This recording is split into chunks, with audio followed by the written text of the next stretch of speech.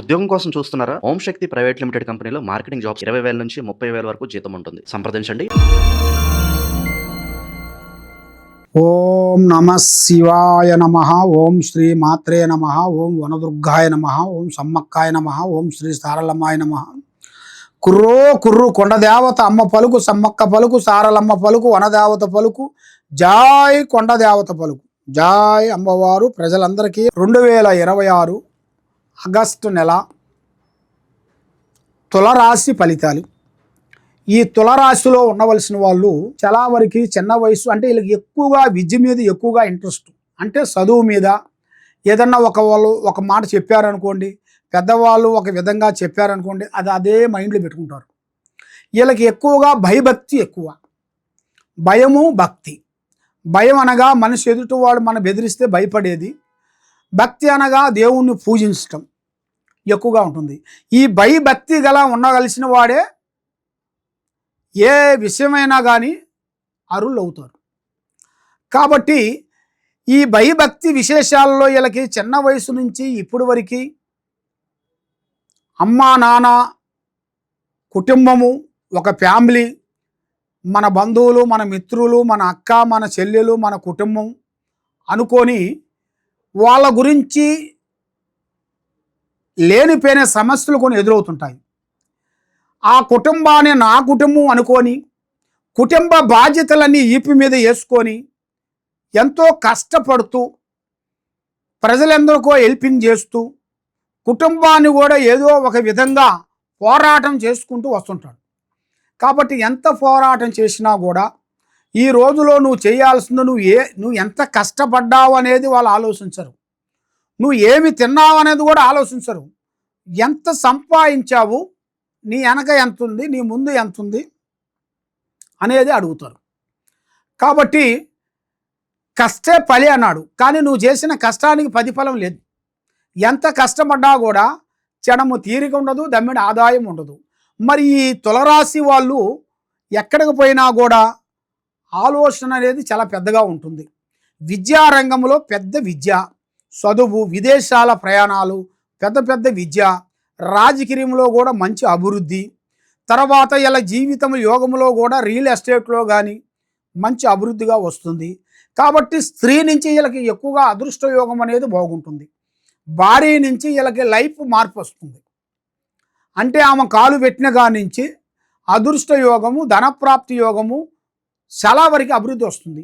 కానీ ఎంత వచ్చినా కూడా వీళ్ళకి ఒక ముచ్చు గ్రహాలు అనేది 3 గ్రహాలు ఘోషిస్తున్నాయి. 3 గ్రహాలు రావు, కేతువ, శని ప్రభావము. ఈ 3 గ్రహాలు ఏమవుతున్నాయి అంటే వీళ్ళని, ఈ తులరాశి వాళ్ళని చాలా డిస్టర్బెంట్ చేస్తుంటాయి. చేతికి ఆడికి వస్తాయి, నోటికి అందుకోకుండా పోతుంటుంది. ఎవరో హెల్ప్ చేయాలని అనుకుంటారు, దగ్గరికి వస్తారు, ఏదో ఒక కారణం ద్వారాగా వాళ్ళు మనకి నిష్ఠూరం అయిపోతుంటారు, సమస్యలు అయిపోతుంటాయి. కాబట్టి ఎక్కువగా బంధువులు ఎక్కువగా నమ్మకూడదు. బంధుమిత్రులతో మీకు చాలా మోసం జరుగుతుంది. మీ బంధువులు కానీ, మీ స్నేహితులు కానీ, ఎవరైనా కానీ మిమ్మల్ని చాలా వరకు పాతాళ లోకంలోకి మిమ్మల్ని తొక్కేస్తారు. కాబట్టి మీరు ఏ పని చేసినా, ఏ కార్యక్రమం చేసినా ముందే మీ ప్లాను, మీ పని, మీరు చేసే కార్యక్రమం ఎవరికి చెప్పి చేయకూడదు. కానీ చాలామంది మిమ్మల్ని తక్కువ అంచనా వేస్తుంటారు. ఈయనకి ఏమీ తెలియదు అనుకుంటుంటారు.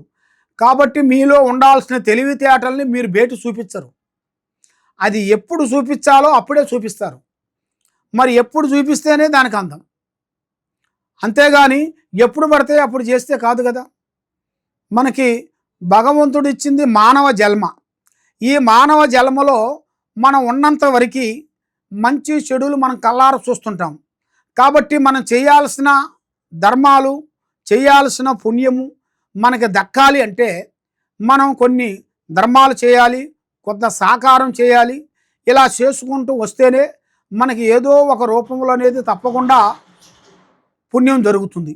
మరి ఆ పుణ్యం మనకి దక్కాలి అంటే భగవంతుడు ఇచ్చిన మనకి ఆస్తులు, బంగారాలు, వైడూర్యాలు, వజ్రాలు ఎన్ని ఉన్నా కూడా మనం వచ్చేటప్పుడు ఏమి తీసుకొని రాము, పోయేటప్పుడు ఏమి తీసుకొని పోము.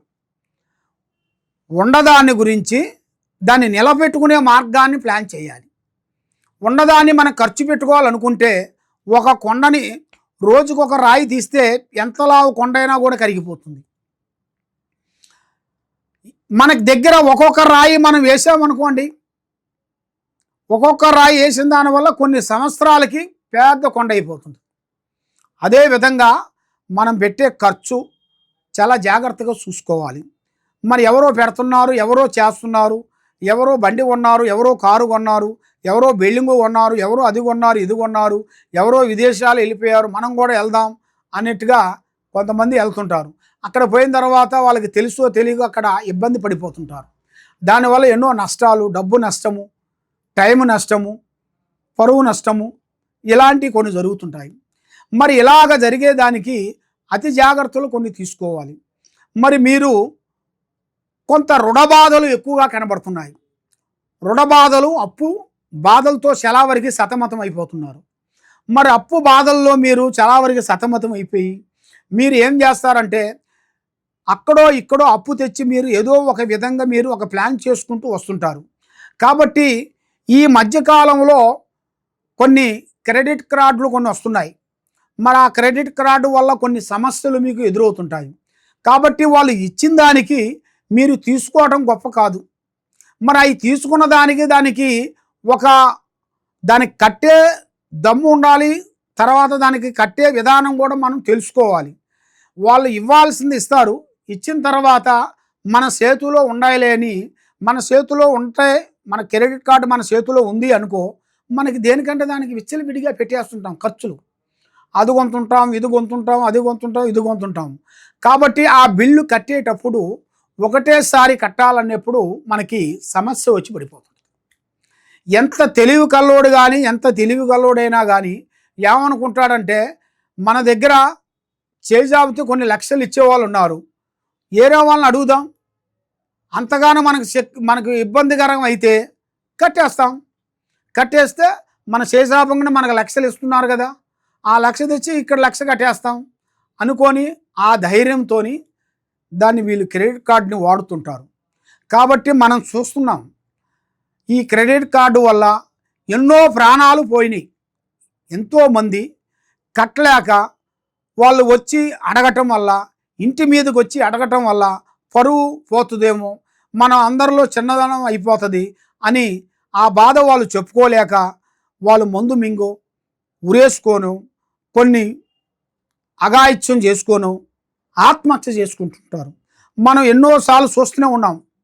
కాబట్టి అలాంటి తప్పులు మీరు చేయొద్దండి. మీ శక్తి ఎంతవరకు ఉందో ఆ శక్తిని తగ్గ మీరు చూసుకోవాలి. శక్తి మించిన దాని గురించి మీరు ఆలోచించి మీరు వాడి దగ్గరికి వెళ్ళి ఒక లక్ష తెచ్చి మీరు కట్టిన దానివల్ల మళ్ళీ ఇంకో నెలలో మీరు కట్టేటప్పుడు మళ్ళీ వాడు అడిగితే ఇవ్వడు కదా మీకు, మళ్ళీ ఇంకొకరిని అడగాలి. మళ్ళీ అక్కడి నుంచి అప్పు ఇంకోటి దగ్గర, ఇంకోటి నుంచి ఇంకోటి దగ్గర, ఇంకోటి నుంచి ఇంకోటి దగ్గర అలాగ అడిగి ఇక్కడి నుంచి అక్కడ, అక్కడి నుంచి అక్కడ, అక్కడి నుంచి అక్కడ ఈ పెట్టిన దానివల్ల పెద్ద కొండ అయిపోతుంది. అందుకే మీరు ఇబ్బంది పడొద్దండి. మరి ఈ క్రెడిట్ కార్డు వల్ల ప్రాబ్లం కూడా అలాంటిది. ఎందువల్ల అంటే వీళ్ళు ఫస్ట్లో మామూలుగా ఇస్తారు, ఇచ్చిన దానివల్ల దీన్ని ఒక నెల కట్టలేదు అని అన్నాం అనుకోండి, వడ్డీకి వడ్డీ, చక్ర వడ్డీ, భూచక్ర వడ్డీ వేసేస్తుంటారు. అంతే ఇక వాళ్ళ ఇష్టం వచ్చినంత వరకు వేసేస్తారు. లక్షకి 10 లక్షలు వేస్తుంటారు, లక్షకి 5 లక్షలు వేస్తుంటారు. ఇలాగా సమస్యలు కొన్ని ఎదురవుతుంటాయి. మనం అలాగ 5 లక్షలు 6 లక్షలు మనం తెచ్చుకొని ఈ ఇబ్బంది మీరు పడొద్దండి. మన శక్తి ఎంత ఉందో ఆ శక్తినే మీరు పాటించుకోండి. దానివల్ల మీరు ఎక్కువగా 5 లక్షలు 6 లక్షలు తెచ్చుకొని అప్పు తెచ్చుకొని మీరు క్రెడిట్ కార్డును మీరు వాడుకొని ఇబ్బంది కావద్దండి. కాబట్టి మీరు ఏది చేసినా కూడా కొద్ది మీరు జాగ్రత్తలు మీరు చేసుకున్నట్టుగైతే మీరు చాలా వరకు అభివృద్ధిగా పొందుతారు. మరి మీరు ఎక్కడెక్కడో జ్యోతిష్యం చెప్పించుకొని ఎన్నో పూజలు చేసుకొని ఏ పని కాకోకుండా మీరు ఎంతో బాధపడుతూ ఉన్నారా?